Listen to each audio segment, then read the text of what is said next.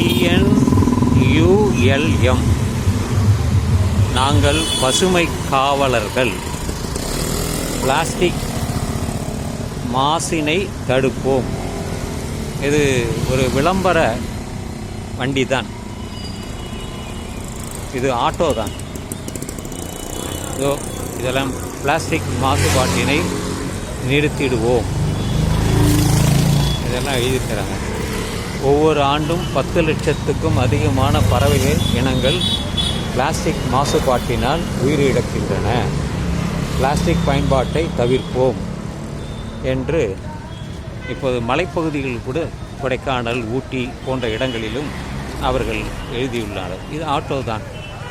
நாங்கள் பசுமை காவலர்கள், பிளாஸ்டிக் மாசினை தடுப்போம் என்பதுதான்